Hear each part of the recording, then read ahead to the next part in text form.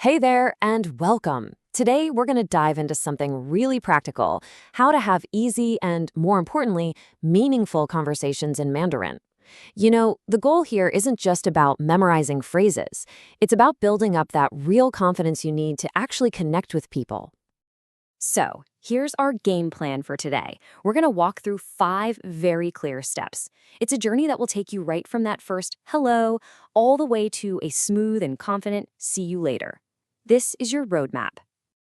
First things first, why are we so focused on the word meaningful? Well, because it's about so much more than just practicing your speaking.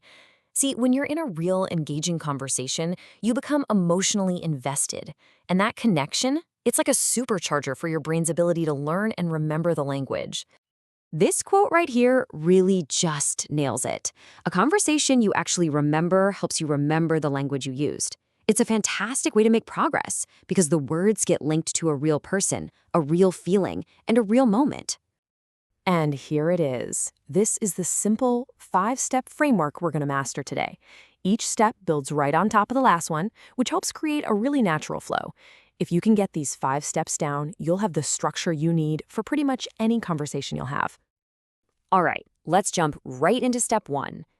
This is often the hardest part, isn't it? Starting a conversation from absolute scratch with someone you don't know. So let's look at the must-have phrases you'll need to open things up confidently and make a great first impression. Okay, let's walk through this one nice and slow. You'll start with a simple hello. Nihao is your standard everyday hello. Minhao is just a little more polite, good for someone older or in a more formal setting. Then you follow up with 很高兴认识你, happy to meet you. Then you introduce yourself, 我是 and then your name. And finally, you ask for theirs. 你叫什么名字? This basic exchange is your key to starting any conversation. So once you've done the names, you can use one of these to keep things going. A simple compliment like 我喜欢你的, I like your, followed by whatever you like, their shirt, their bag, can instantly put someone at ease. Or you can ask a question about the situation you're both in, like how they heard about the event.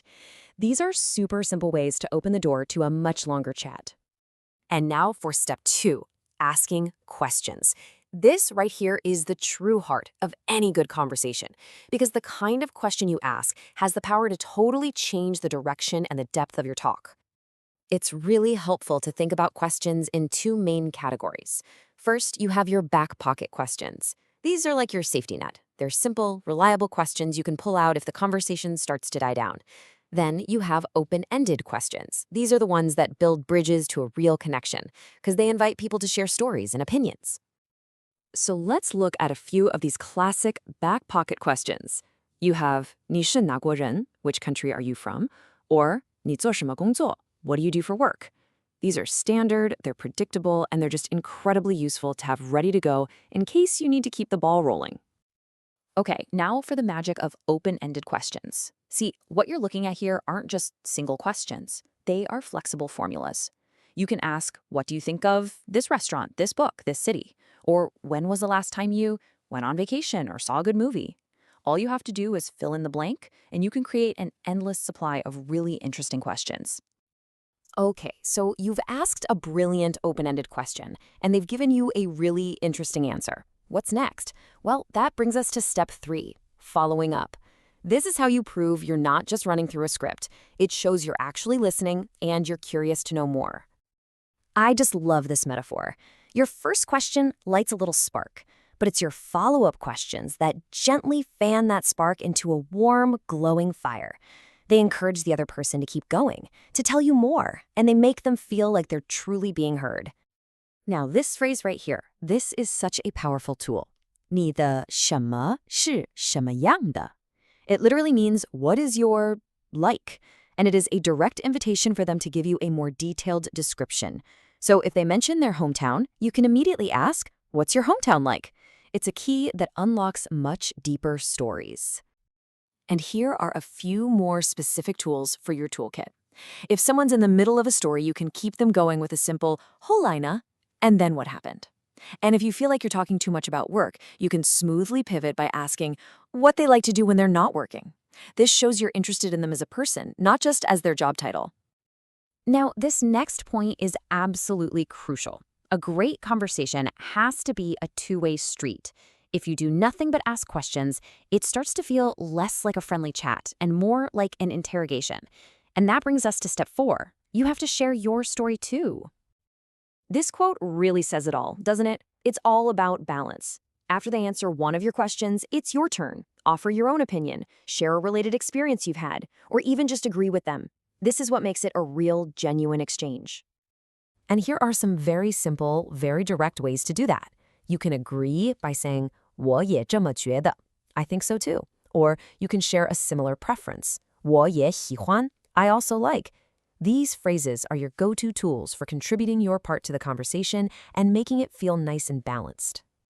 Okay, let's zoom in on a small but really important detail. The word you choose to share your opinion can actually say a lot. You can use 觉得 when you're talking about a feeling or a more casual thought.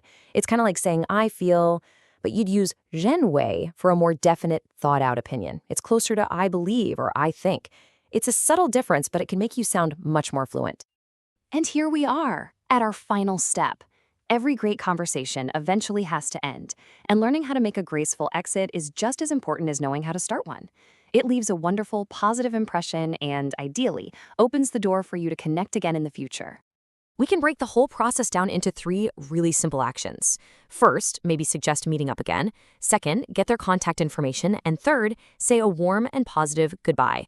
If you follow these 3 little steps, it takes all the potential awkwardness out of it and just ends the conversation on a really smooth note. So let's get really practical here. While there's a formal way to ask, honestly, the most common phrase you are going to hear and use is 我能加你微信吗? Can I add you on WeChat? It's the standard. Now, if you want to be just a little bit more polite, you can add 方便的话 at the beginning, which just means if it's convenient. And here is the perfect final touch. Right before you say goodbye, you can use this wonderful phrase. 刚才跟你聊得很开心. It tells the other person that you truly enjoyed your chat, and it just makes them feel really good. It is the absolute ideal way to end on a high note. So there you have it, the complete 5-step framework for having easy, meaningful conversations in Mandarin. You've got the tools, you have the structure, so the only question left is the one you see on the screen. Who are you going to have your first meaningful conversation with? Take what you've learned today, get out there, and make a real connection.